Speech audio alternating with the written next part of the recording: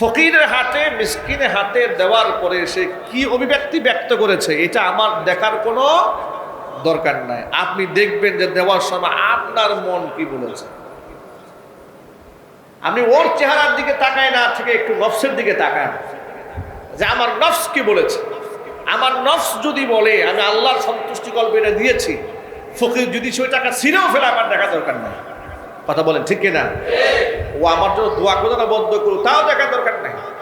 আমি দিয়েছি কার সন্তুষ্টি কল্পে? আল্লাহ যেন দিয়েছি, বিনিময় আল্লাহ পাক লিখে দিয়েছেন। আল্লাহু আকবার বলেন। ইমানদার বান্দা যারা, যাদের গুণাবলী আমরা ধারাবাহিক বর্ণনা করছিলাম সূরা ফুরকান থেকে, আল্লাহ রাব্বুল আলামিন এর মধ্যে এটাও বলছেন ওয়াল্লাযীনা লা ইয়াশহাদুনা আয-যুর ওয়া ইযা মাররু বিল-লাগবি মাররু কিরামা। আমার ইমানদার বান্দা কোনদিন মিথ্যা সাক্ষ্য দেবে না। লা ইয়াশহাদুনা আয-যুর, মিথ্যা সাক্ষী দেবে না, মিথ্যা কথা বলবে না। এটা ইমানদার বান্দা, দয়াময় আল্লাহর বান্দাদের অনন্য এক অসাধারণ বৈশিষ্ট্য হতে হবে। কিন্তু সমাজের মধ্যে মিথ্যা সাক্ষ্য আছে না নাই? মিথ্যা কথা আছে না নাই? আদালতে 500 টাকা দিলে মিথ্যা সাক্ষী হাজির হয়ে যায়। মিথ্যা সাক্ষী দিয়ে আপনি যাকে সাজা দিলেন, আপনি যত মানুষকে ঠকিয়েছেন মিথ্যা সাক্ষীর বিনিময়ে। মিথ্যা সাক্ষ্য দেওয়া ইসলামে যে কত বড় গুনাহ। যদি ইসলামী দণ্ড শরীয়ী আইন কোনো দেশে কায়েম থাকতো, প্রমাণিত হয় সেই ব্যক্তি মিথ্যা সাক্ষ্য দেয়, তাহলে মিথ্যা সাক্ষ্য দিয়ে ব্যক্তির উপর যতটুকু শাস্তি সে আরোপ করেছে ঠিক ততটুকু শাস্তি আবার তাকে ফেরত দেওয়া হতো। কিন্তু আফসোস এবং পরিতাপের বিষয় হচ্ছে, রাষ্ট্র যেহেতু ইসলামিক আইনে চলে না, এই জন্য চুরি, ডাকাতি, জেনা, ব্যভিচার, মিথ্যা সাক্ষ্য, মিথ্যা কথা বলা এগুলো খুব অবলীলায় চলতে থাকে। এই জন্য প্রত্যেকটা মুমিন মুসলমানের উচিত জীবনের ব্যক্তিগত অঙ্গনে ইসলাম কায়েমের সাথে সাথে রাষ্ট্রীয় ব্যবস্থাপনায় ইসলাম কায়েমের সংকল্প করা। কথা বলতে হবে ঠিক কি? রাষ্ট্র ব্যবস্থায় যদি ইসলাম না থাকে তাহলে এই মতিউর রহমান এবং বেনজির এগুলা বন্ধ হবে না। একের পর এক বেনজির যাবে, আরেক বেনজির আসবে। এক মতিউর রহমান যাবে, ওর থেকেও double Motiur Rahman max pro আবিষ্কার হয়ে যাবে। ঠিক কিনা বলেন? গতকালকে পত্রিকাতে পেয়েছে, কালবেলা পত্রিকাতে রিপোর্ট করেছে, 1 দশকের ভেতরে আফগানিস্তান পৃথিবীর ধনী রাষ্ট্রে পরিণত হচ্ছে। কয় দশক? মাত্র 1 দশক। 10 বছরের ভেতরে, আগামী ইনশাআল্লাহ 10 বছরের ভেতরে পৃথিবীর ধনী রাষ্ট্রে পরিণত হতে যাচ্ছে আফগানিস্তান। কেন? রাষ্ট্র ব্যবস্থায় ইসলাম চলে গেছে। আর 52-53 বছর দেশ স্বাধীন হয়ে গেছে, এখনো পর্যন্ত অবস্থা আমাদের কপাল খুলে নাই, ভাগ্য খুলে নাই। হতাশা আমাদেরকে শেষ করে ফেলেছে। অনিসলামিক সরকার থাকা অবস্থায় আফগানিস্তানের মুদ্রা হারে ডলার ছিল 133 টাকা। ওদের দেশে $1 সমপরিমাণ 133 রুপি ছিল। আর সেটা আফগান তালিবান সরকার ক্ষমতা আসার পরে এখন বর্তমান বাজারে তাদের ডলারের মূল্য কমাতে কমাতে তারা এখন 54 টাকায় এনে ঠেকিয়েছে। আল্লাহু আকবার বলবো। কোরআনে মাজিদে আল্লাহ পাকের ওয়াদা আছে, লাউ আন্না আহলাল কুরা আমানু ওয়াত্তাকাউ, জনপদের লোকেরা যদি ঈমান আনে, তাকওয়া অর্জন করে, লাফাতাহনা আলাইহিম বারাকাতিম মিনাস সামাই ওয়াল আরদ, আসমান এবং জমিনের রহমতের দুয়ার ওই জনপদের লোকদের জন্য আমি উন্মুক্ত করে দেব। আল্লাহ কি মিথ্যা ওয়াদা করেন? আল্লাহ মিথ্যা ওয়াদা করেন?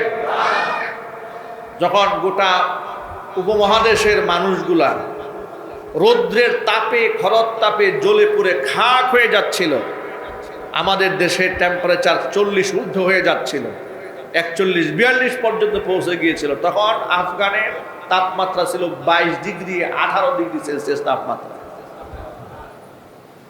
ফসলে ভরপুর হয়ে গিয়েছে। যে ময়দানে আগে ফসল হয় নাই সেখানে এত বেশি ফসল হচ্ছে, এত বেশি আনারের চাষ হচ্ছে। কারণ দুর্নীতি তো জিরো, দুর্নীতির কোনো সুযোগ নাই। পার্লারগুলো বন্ধ হয়ে গেছে, ছেলেদের দাড়ি রাখা বাধ্যতামূলক হয়ে গেছে, টাকনুর উপরে কাপড় পরা ওয়াজিব হয়ে গেছে রাষ্ট্রীয়ভাবে। সব যখন চালু হয়ে গেছে, আল্লাহর রহমত এমন ভাবে নাজিল হচ্ছে। গতকালকে সংবাদ বলছে মাত্র 10 বছরের ব্যবধানে যেভাবে চলছে আফগান, যদি চলতে থাকে পৃথিবীর ধনী রাষ্ট্রে পরিণত হবে আফগানিস্তান।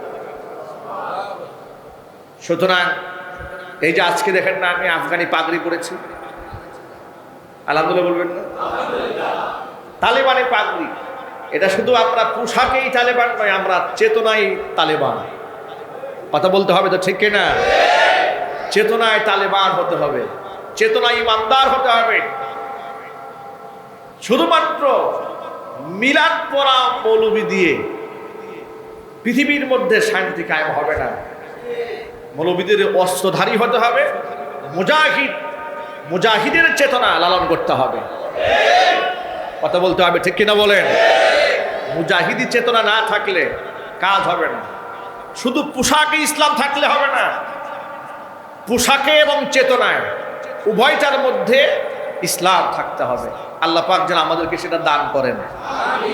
আমরা পোশাকের চেতনাকে যেভাবে ধারণ করেছি, পোশাকের বিষয়টাকে যেভাবে মূল্যায়ন করেছি, যদি আমাদের কলিজার মধ্যে ইসলামের মৌলিকত্বকে ঠিক সেভাবে লালন করতাম, তাহলে আফগানের মতো আমাদের দেশেও ইসলাম কায়েম হয়ে যেত।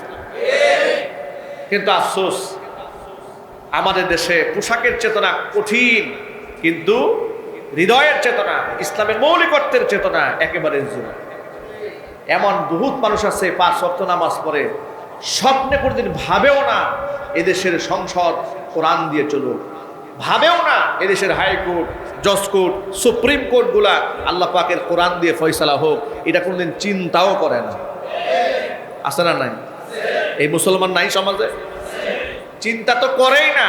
উল্টা আপনি যদি তাকে যদি শেয়ার করেন যে আমি এরকম একটা স্বপ্ন দেখি, আপনাকে বলে ফেলবে, আপনাকে নানান ধরনের বাজে কথা বলবে, আপনাকে উগ্রবাদ বলবে, আপনাকে মৌলবাদ বলবে, আপনাকে তালেবান বলবে, আপনাকে রাজাকার আল বদর আল শামস বলে আপনাকে যত প্রকারের তুচ্ছ তাচ্ছিল্য করা দেখায় সব করে ফেলবে।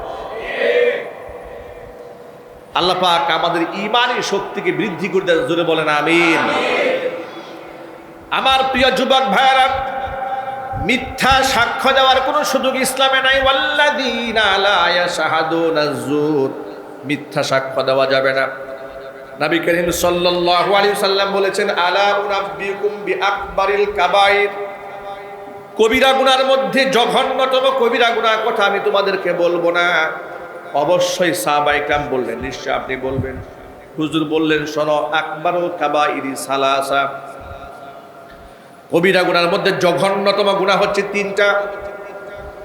1 নাম্বার হচ্ছে আল ইশরাকু বিল্লাহ, আল্লাহর সাথে শরীক স্থাপন করা। 2 নাম্বার হচ্ছে উকুকুল ওয়ালিদাইনি, পিতা মাতার নাফরমানি করা।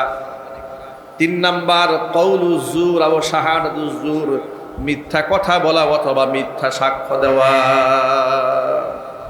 তাহলে 1 নাম্বার শিরিক হচ্ছে আল্লাহর সাথে শরীক স্থাপন করা, কবিরা গুনার মধ্যে ভয়ঙ্করতম গুনাহ। আল্লাহর সাথে শরীক করা যাবে? আল্লাহ এক এবং একক, সকল ক্ষমতার একচ্ছত্র মালিক আল্লাহ। তিনি আমার রিজিক দাতা, আমার হায়াত দাতা, তিনি আমার হায়াত এবং মৌতের মালিক, আমার জীবনের মালিক। আসমান এবং জমিনের সব কিছুর কন্ট্রোল একমাত্র তার কার কাছে? আল্লাহ পাকের কাছে আছে। এটা মনে রাখতে হবে তো ইনশাআল্লাহ। আমার ভালো মন্দের মালিককে সবাই বলেন। কোন আলেম কি আমার ভালো মন্দের মালিক? কোন ইমাম সাহেব, খতিব সাহেব, বক্তা সাহেব, পীর সাহেব আমার ভালো মন্দের মালিক নয়। আমার ভালো মন্দের মালিক কে? তাহলে যারা পীরের পায়ে সেজদা দেয় তারা আল্লাহর সাথে শরীক স্থাপন করে, মাজারে গিয়ে সেজদা দেয় আল্লাহর সাথে শরীক করে, ঠিক কিনা? কবরে গিয়ে সেজদা দেয় আল্লাহর সাথে শরীক স্থাপন করে। সুতরাং আল্লাহ রাব্বুল আলামিন এই শিরকের মতো ভয়াবহ গুনাহ থেকে আমাদের হেফাজত করুন। 2 নম্বর হচ্ছে উকুকুল ওয়ালিদাইন, পিতামাতার নাফরমানি করা, যেটা আমাদের সমাজের মধ্যে খুব স্বাভাবিক একটা অভ্যাসে পরিণত হচ্ছে। ছোটবেলাতেও আমরা দেখেছি, শুনেছি, বাবা মার সেবা, এটা সবার মুখে মুখে আমরা একটা সময় শুনেছি। এখন পিতামাতাকে না দেখা, তাদের প্রতি দায়িত্ববোধ পালন না করা, এটা এতটাই স্বভাবজাত হয়েছে, এতটা স্বাভাবিক হয়ে গেছে যে বাপ মার সেবা করা, বাপ মার একটু খোঁজখবর নেওয়া, তার সাথে ভালো আচরণ করা, এটা যেমন স্ট্যাটাসের সাথে যাচ্ছে না। মানে আধুনিক হতে গেলে তাকে বাপ মা ছাড়া সংসার করতে হবে, বাপ মার সেবা করতে হবে না, বাপ মাকে গ্রামে রাখতে হবে, আর নিজে শহরে একটু ফিটফাট জীবনযাপন করতে হবে। এমন একটা মানসিকতা এই সমাজের মধ্যে আছে না? নাই, কোনো সুযোগ নেই। আমি আপনি যতই নামাজ কালাম করি, আমি আপনি আল্লাহর রাস্তায় যতই দান সদকা করি, যদি আমার পিতা মাতার মনে আমি কষ্ট দিয়ে থাকি, আঘাত দিয়ে থাকি, তাহলে আমার এই ইবাদতের কোনো মূল্য নাই, নামাজের কোনো মূল্য নাই। এই কথাটা কি মনে থাকবে না ইনশাল্লাহ ভাই? আজকে চিন্তা করেন, আমরা ইয়াং আছি, আমাদের বাপ মা বৃদ্ধ হয়ে গেছে, একটা সময় কিন্তু আমরাও বৃদ্ধ হব, আমাদের সন্তানরা আমাদের কাছ থেকে সে আদর্শ শিখবে, ঠিক না? আমি আমার বাপ মার সাথে কি আচরণ করছি, আমার শিশু সন্তানটা তা দেখছে, দেখছে না? আমার সন্তান দেখছে আমি আমার বাপ মার সাথে কি আচরণ করছি। কামা তাদিন তুদানো, যেমন কর্ম তেমন ফল। আমি আমার বাপ মার সাথে যে আচরণ করেছি, আমার সন্তানকে যতই আদর করি না কেন, আমি এর থেকে আমার সন্তানের কাছ থেকে ভালো আচরণ আশা করতে পারি না। যাদের বাবা মা বেঁচে আছেন, আল্লাহ যেন হায়াতে তৈয়্যিবা দান করেন। যাদের বাবা মা দুনিয়া থেকে চলে গেছেন, জান্নাতুল ফিরদাউসের সুউচ্চ মাকাম আল্লাহ পাক দান করেন। বাবা মার জন্য নিয়মিত আল্লাহর কাছে দোয়া করতে হবে, পারবো না ইনশাআল্লাহ?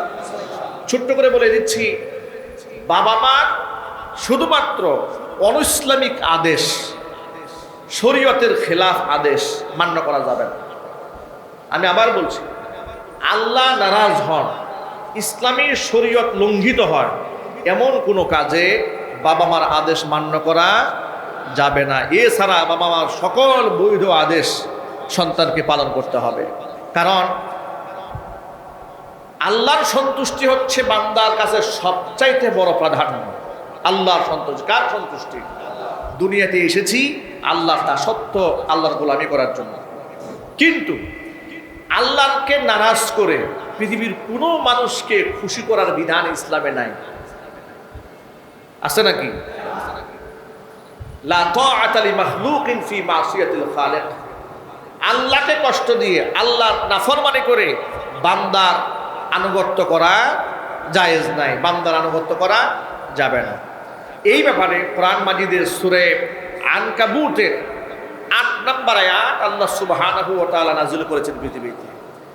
আয়াতের মূল প্রতিপাদ্য বিষয় ছিল নবী করিম সাল্লাল্লাহু আলাইহি ওয়াসাল্লামের সাহাবী, বিখ্যাত সাহাবী, জান্নাতের সুসংবাদপ্রাপ্ত সাহাবী সাদ বিন আবি ওয়াক্কাস রাদিয়াল্লাহু তাআলা আনহু। আপনারা কি নাম শুনেছেন? সাদ বিন আবি ওয়াক্কাস রাদিয়াল্লাহু তাআলা আনহুর নাম কারা কারা শুনেছেন? হাত দেখি তো। মাশাআল্লাহ, হাত নামান। তিনি আশরায়ে মুবাশশারা, জান্নাতের সুসংবাদপ্রাপ্ত 10 জনের একজন, সাদ বিন আবি ওয়াক্কাস রাদিয়াল্লাহু তাআলা আনহু। তার মায়ের নাম ছিল হিবনা বিনতে আবি সুফিয়ান। এই হিবনা বিনতে আবি সুফিয়ান মুশরিকা ছিলেন, মূর্তি পূজারী ছিলেন। ছেলে সাদ বিন আবি ওয়াক্কাস, তিনি যখন কালিমা পড়ে মুসলমান হয়েছেন, প্রথম সারির মুসলমান, তার মা যখন শুনেছে যে ছেলে মুসলমান হয়ে গেছে, ছেলেকে ডেকে এনে বলছে, মা বলছে, আচ্ছা তুমি তো বাপ দাদার ধর্ম ছেড়ে দিয়া ইসলাম ধর্ম গ্রহণ করেছে? বলে হ্যাঁ করেছি। তুমি কি তোমার কোরআন মানো? বলে হ্যাঁ মানি। তোমার কোরআনেই কিন্তু লেখা আছে বাপ মার সেবা করতে হবে, বাপ মার কথা মানতে হবে। বলে হ্যাঁ, এটা লেখা আছে। যদি তাই হয়ে থাকে তাহলে আমি তোমার মা তোমাকে হুকুম করছি, এই মুহূর্তে তোমাকে কালিমা ছাড়তে হবে। কথা বুঝতে পেরেছেন? কি কৌশলে তাকে ধরেছে। তুমি কোরআন মানো? বলে হ্যাঁ মানি। তোমার কোরআনেই লেখা আছে বাপ মার কথা মানতে হবে? হ্যাঁ, সেটা আছে। তাই যদি হয়ে থাকে আমি মা হয়ে তোমাকে নির্দেশ দিচ্ছি, তুমি কালিমা ছাড়ো। তুমি আবার পূর্বে ধর্মে ফিরে আসো। আর সাদ বিন আবি ওয়াক্কাস রাদিয়াল্লাহু তাআলা খুব মা ভক্ত ছিলেন, একেবারে মায়ের প্রতি খুব অনুগত, ইসলাম ধর্ম গ্রহণ করার আগে থেকেই। মা যখন এমন কথা বলেছে, সাদ বিন আবি ওয়াক্কাস রাদিয়াল্লাহু তাআলা আনহু নবী করিম সাল্লাল্লাহু আলাইহি সাল্লামের কাছে বিষয়টি আরজ করলেন, ইয়া রাসূলুল্লাহ, আমার মা এমন কঠিন কথা আমাকে বলেছে, আমি এখন কি করব? এমন কি সাদ বিন আবি ওয়াক্কাস রাদিয়াল্লাহু তাআলা আনহুর মা সাদকে ডেকে বলেছে, তুমি যদি ধর্মান্তরিত না হও, কালিমা যদি না ছাড়ো, তাহলে এখন থেকে আমি অনশন ধর্মঘট চালু করলাম। আমি আজকে থেকে না খেয়ে থাকবো, কোনো খাবারও খাবো না, পানিও আমি পান করব না। তুমি কি পারবে? তোমার এত আদরের মা, তোমার এত শ্রদ্ধাশীল মা, তোমার কলিজার টুকরা মা, তোমার চোখের সামনে পানাহার না করে, খাবার না খেয়ে, তিল তিল করে ধুকে ধুকে কষ্ট পেয়ে পেয়ে মারা যাবে, এই দৃশ্য তুমি দেখে সহ্য করতে পারবে? তাকে মেন্টালি প্রেসার ক্রিয়েট করেছে, খুব হিট করেছে তাকে। সাদ বিন আবি ওয়াক্কাস রাদিয়াল্লাহু তাআলা আনহু সবর করলেন যে আল্লাহর পক্ষ থেকে আল্লাহ কি ফয়সালা করেন। নবী করিম সাল্লাল্লাহু আলাইহি সাল্লামের কাছে বিষয়টি জানাবার পর আল্লাহর হাবিব রাহমাতুল লিল আলামিন অপেক্ষায় ছিলেন আল্লাহর পক্ষ থেকে কোনো ফয়সালা আসে নাকি। কোরআন মাজিদ আল্লাহ সুবহানাহু ওয়া তাআলা আয়াত নাযিল করে দিয়েছেন, ওয়া ওয়াসাইনাল ইনসানা বিওয়ালিদাইহি হুসনা ওয়া ইন জাহাদাকা লিতুশরিকা বিমা লাইসা লাকা বিহি ইলমুন ফালা তুতি'হুমা ইলাইয়া মারজি'ুকুম ফাউনাব্বিউকুম বিমা কুনতুম তা'মালুন। পৃথিবীর সমস্ত মানুষদেরকে আমি আল্লাহ হুকুম করেছি বিওয়ালিদাইহি হুসনা, তারা যেন তাদের পিতামাতার সাথে সৎ আচরণ করে, পিতামাতার সেবা করে, শুশ্রূষা করে, খেদমত করে, ততক্ষণ পর্যন্ত যতক্ষণ না পর্যন্ত পিতামাতা ওয়া ইন জাহাদাকা লিতুশরিকা বিমা লাইসা লাকা বিহি ইলমুন, তবে বাবা মা যদি আমি আল্লাহর সাথে শরীক স্থাপন করার জন্য তোমাদেরকে চাপ দেয়, বল প্রয়োগ করে, তাহলে ফালা তুতি'হুমা, তাহলে তোমরা এই ক্ষেত্রে বাবা মার আনুগত্য করতে পারবে না। কারণ ইলাইয়া মারজি'ুকুম, আমার কাছে তোমাকে এবং তোমার বাপ মা সকলকেই ফিরে আসতে হবে। ফাউনাব্বিউকুম বিমা কুনতুম তা'মালুন, তোমাদের কৃতকর্মের সমস্ত খবর সেদিন আমি আল্লাহ তাআলা তোমাদেরকে পেশ করব। আমার ভাইয়েরা, কোরআন মাজিদ স্পষ্ট জানিয়ে দিল, বাপ মা যদি আল্লাহর সাথে শরীক স্থাপন করতে বলে, তাহলে সেই ক্ষেত্রে বাবা মার আনুগত্য করা যাবে না। এই আয়াত নাযিল হওয়ার পর সাদ বিন আবি ওয়াক্কাস, তবে আমি তোমাকে স্পষ্ট জানিয়ে দিলাম, তুমি যদি আমার চোখের সামনে না খেয়ে থেকে একবার নও, দুবার নও, 1000 বার যদি মৃত্যুবরণ করো, ওই দৃশ্য আমি দেখে সহ্য করতে পারবো, কিন্তু আমি ঈমান ছেড়ে দেওয়াটা বরদাস্ত করতে পারবো না। তোমাকে আমি যতই মহব্বত করি, তোমাকে আমি যতই ভালোবাসি, তবে সেই মহব্বত আমার ঈমানের উপর নয়, এই ভালোবাসা আমার আল্লাহর আনুগত্যের উপরে নয়। আমি ততক্ষণ পর্যন্ত তোমার আনুগত্য করব যতক্ষণ তুমি আমার রবের বিরুদ্ধে কথা না বলবে, আমার রবের বিরুদ্ধে তুমি আমাকে নির্দেশ প্রদান করে না খেয়ে থেকে ছটফট করে তুমি যদি মরেও যাও, আর একবার দুবার নয়, শত সহস্রবার যদি আমার চোখের সামনে তুমি না খেয়ে মরো আর জিন্দা হও, তোমার এই দৃশ্য আমি দেখে বরদাস্ত করতে পারবো, কিন্তু আমি ঈমান ছাড়ার কষ্ট বরদাস্ত করতে পারবো না। চিল্লান আল্লাহু আকবার। ঈমানী চেতনা এমনই হওয়া উচিত, ঈমানী চেতনা এমন হওয়া উচিত। অথচ আমাদের ঈমানী চেতনা কেমন? আমাদের ঈমানী চেতনা এতটা ঠুনকো যে দুস্থ যদি আমার একটু মনে কষ্ট পাই এই কাজটা করতে গেলে, দুস্থের খুশির জন্য আমি ঈমান ছেড়ে দেই, নেতার খুশির জন্য ঈমান বাদ দিয়ে দেই। আছে না নাই? নেতা বক্তৃতা করছে, নামাজের ওয়াক্ত চলে যাচ্ছে, নেতা ভাষণ দিচ্ছে, নেতার পাশে দাঁড়িয়ে থাকতে হবে। এখন যদি আমি এখান থেকে সরে গিয়ে নামাজে দাঁড়ায়, নেতা কষ্ট পাবে। এই জন্য মনে মনে চিন্তা করে নামাজ এটা আমি পরে সারবো, কিংবা নামাজ না হয় নাই পড়লাম, আমার নেতা তো খুশি হবে, তার পাশে একটু তেল মাখি, আর এই তেল মাখামাখি তো বর্তমান সবচেয়ে বেশি চলে, জুলে বলেন ঠিক কিনা? এরপর তিনি দাঁড়িয়ে থাকেন। তাহলে মানুষের সন্তুষ্টি কল্পে সে নামাজ ছেড়ে দিয়েছে। কিংবা স্ত্রীর সন্তুষ্ট কল্পে স্ত্রী একটা শরীয়ত বিরোধী বায়না ধরেছে। বায়না কি?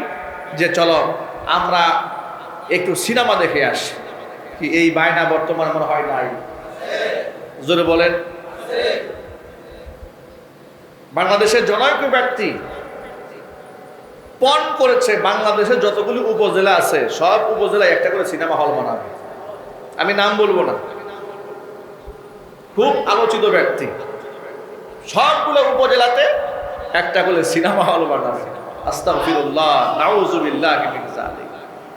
এরপর মিডিয়া কর্মীরা তো খুব পাগল পারা হয়ে তাদেরকে খুব হাইলাইট করে, কে কয় টাকা লাভ করলো, কি করলো না করলো। আবার পরিবার সহ সিনেমা দেখে দেখে লোকেরা এসে কত প্রকারের অভিব্যক্তি ব্যক্ত করে যে অত্যন্ত সুন্দর একটা সিনেমা দেখলাম, মাশাআল্লাহ, আলহামদুলিল্লাহ।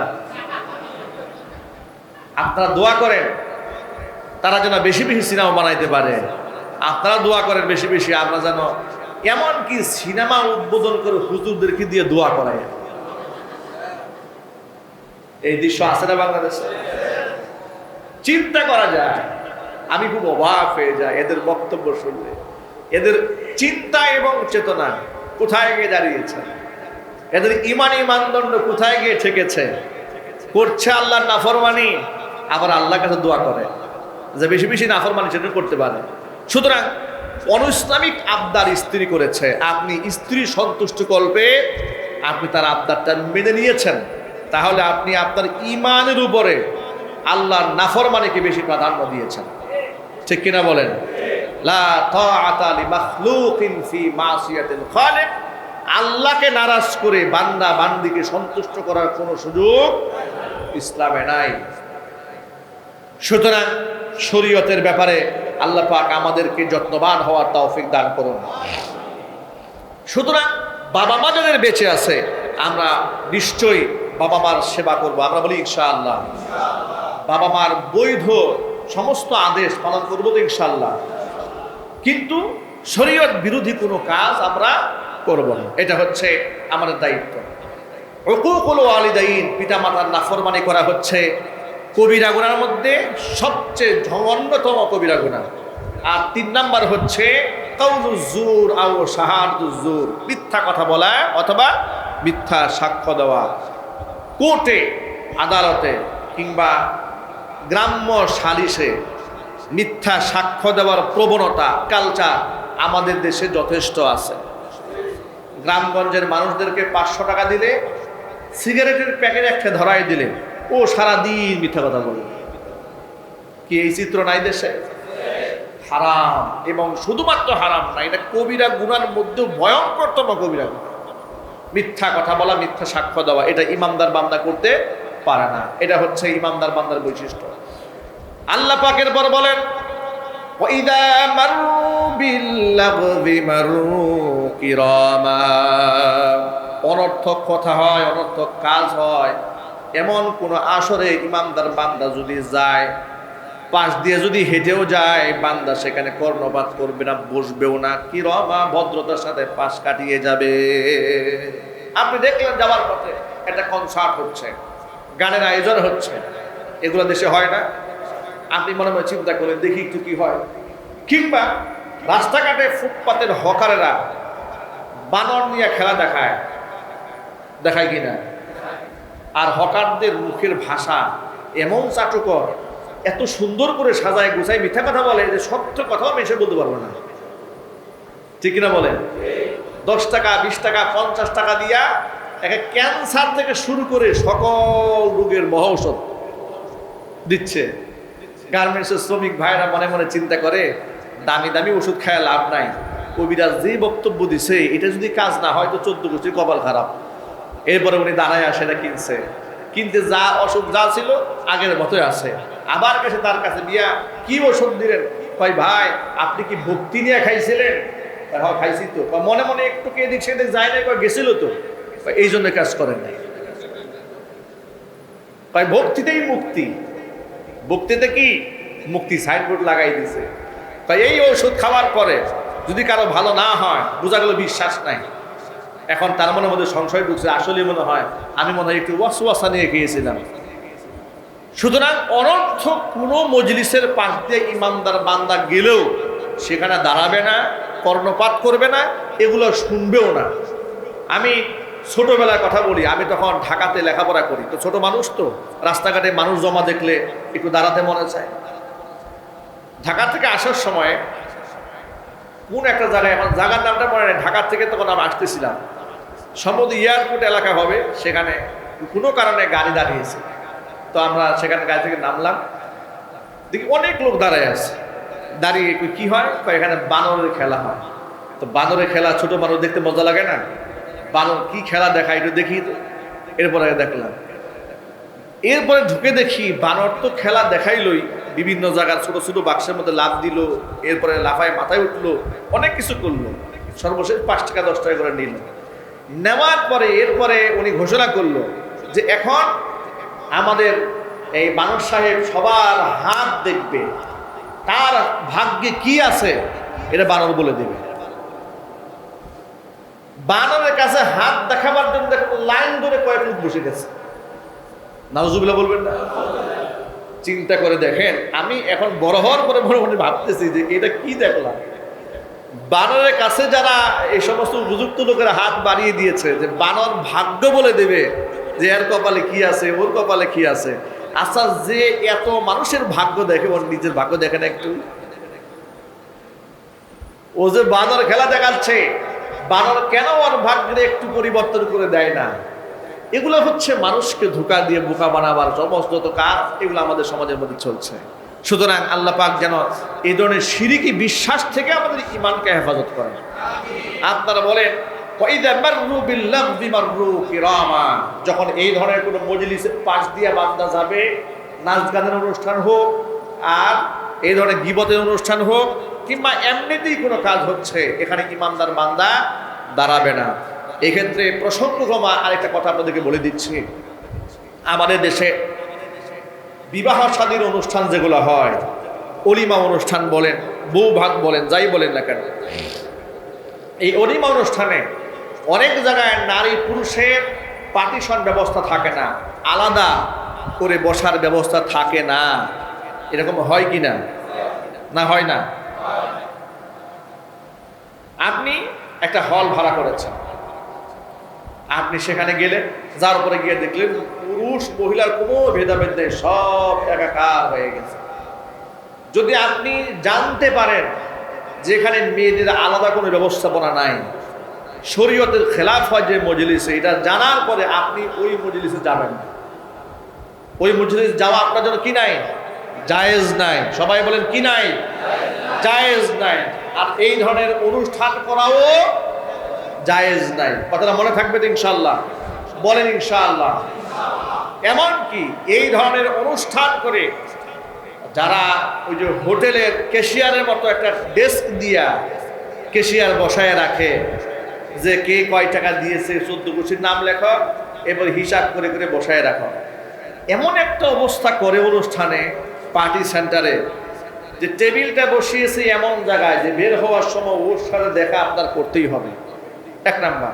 2 নাম্বার হচ্ছে যে আপনার টুথপিকটা রাখে ওই টেবিলের উপরে, কিংবা আপনি যে টিস্যু দিয়ে হাতটা মুছবেন ওটা রাখছে ওই টেবিলের উপরে। আপনি টিস্যু নিতে যাবেন, নেওয়ার সময় আপনি দিবেন বাঁধবে। আমি যদি এই মুহূর্তে এখানে কিছু টাকা না দিই, তাতে অবস্থা খারাপ হয়ে গেল। এই ব্যবস্থাপনা মনে হয় গাজীপুরে কোথাও হয় না। হয় নাকি? হয়। করবেন না এগুলা, এগুলো জায়েজ না, এগুলো সব কুসংস্কার। এগুলা কি? কুসংস্কার। আপনি ওলিমা করেন, আপনি বউ ভাত করেন, আপনার সামর্থ্য মোতাবেক আপনি করবেন, শরীয়তের গণ্ডির মধ্যে আপনি করবেন। হ্যাঁ, কেউ যদি মন খুশি, আপনি কোনো টেবিলও বসান নাই, চেয়ারও বসান নাই, এমনিতেই বৌমাকে আপনার ছেলেকে কিছু হাতিয়ে দিয়ে যায়, সেটা ভিন্ন কথা। কিন্তু আপনি লালায়িত হবেন, প্ল্যান প্রোগ্রাম করবেন যে 5 লাখ টাকা খরচ করবো, 12 লাখ টাকা তো নিশ্চয়ই আসবে। এই চেতনা নিয়ে অনুষ্ঠান করে, এটা কি জায়েজ হবে? চিল্লানো জায়েজ হবে? অনেক গরিব মানুষ না আপনার দাওয়াতে আসবেও না, আসেও না, চিন্তা করে আমি টাকা দেবো কোত্থেকে। আল্লাহ পাক যেন আমাদের সকলকে হেফাজত করেন।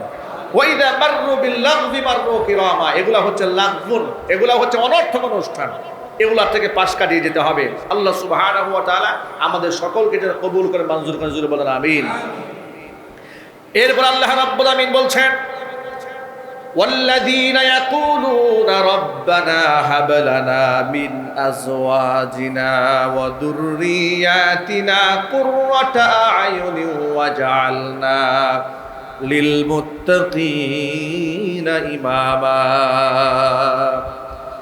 আমি আল্লাহর কাছে এইভাবে দোয়া করে বলে, রব্বানা হাব লানা মিন আযওয়াজিনা ওয়া যুররিয়াতিনা কুররাতা আ'য়ুন, আল্লাহ তাআলা তুমি আমার স্ত্রী সন্তান পরিবার পরিজনকে এমন আচরণের অধিকারী বানায় দাও যাদের দেখা মাত্র আমাদের চক্ষুটা শীতল হয়ে যায়। জোরে কোন আমিন।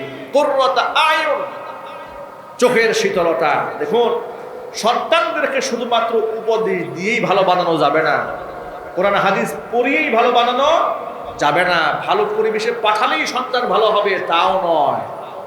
আচ্ছা, আলেমের ঘরে জালেম হয় না? কথা বলেন, জালেমের ঘরে আলেম হয় না? হয় কি না? হয়। শুধুমাত্র পরিবেশগত পেল আর আল্লাহর ওলি হয়ে গেল বিষয়টি কিন্তু তা নয়। আপনি সন্তানকে মাদ্রাসায় দিয়েছেন, দেওয়ার পরেও আপনার সন্তান অমানুষ হয়ে যেতে পারে, ঠিক কিনা? আপনার সন্তানকে ইউনিভার্সিটি পাঠিয়ে দিয়েছেন, হতেও পারে কোন আল্লাহর ওলির সুহবতে সে আল্লাহর ওলিও হয়ে যেতে পারে। সেই ক্ষেত্রে করণীয় কি? আল্লাহর কাছে দোয়া। কার কাছে দোয়া করতে হবে? ভালো পরিবেশে।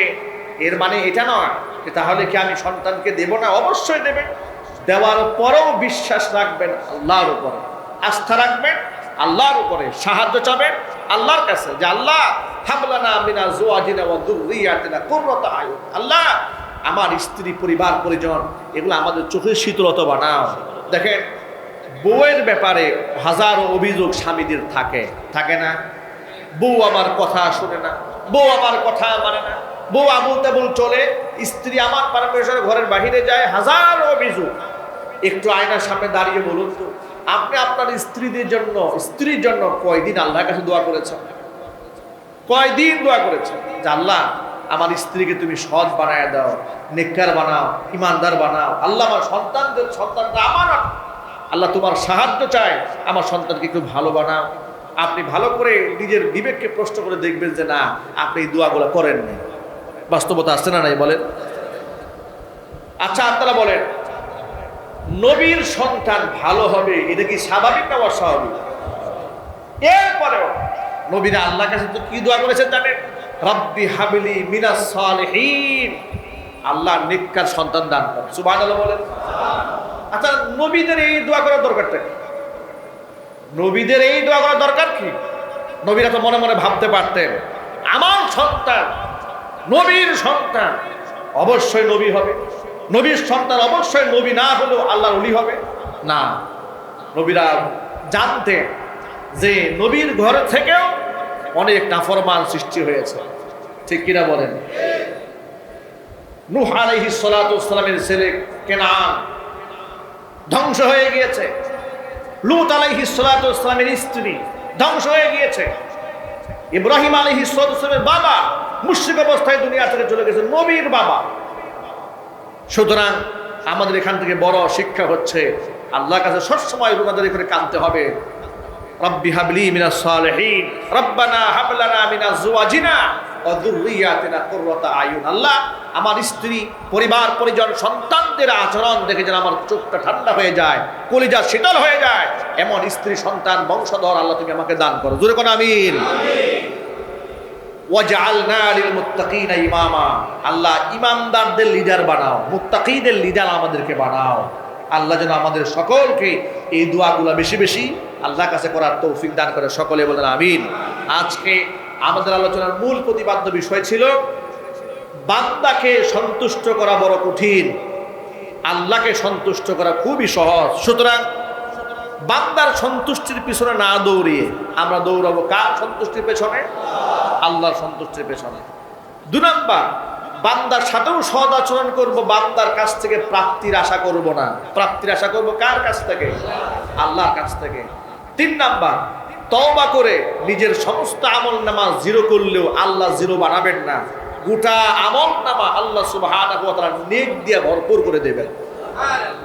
4 নাম্বার হচ্ছে মিথ্যা সাক্ষ্য দেব না, মিথ্যা কথা বলবো না। 5 নাম্বার হচ্ছে আমরা অনর্থক কোনো মজলিসের পাশ দিয়ে গেলেও আমরা আমাদের সম্ভ্রম নিয়ে, ইজ্জত নিয়ে, সম্মান নিয়ে আমরা পাশ কাটায় যাব, সেখানে অংশগ্রহণ করব না। 6 নাম্বার হচ্ছে স্ত্রী সন্তানদের জন্য আমরা এই কথা বলে দোয়া করব, আল্লাহ আমাদের বংশধরের আচরণ, সন্তানদের আচরণ, স্ত্রীর আচরণ এমন বানিয়ে দাও যা দেখা মাত্র আমাদের চক্ষু শীতল হয়ে যায়। আল্লাহ পাক যেন আমাদের সকলকে এই আমলগুলো করার তৌফিক দান করেন। সকলে জোরে বলুন আমিন।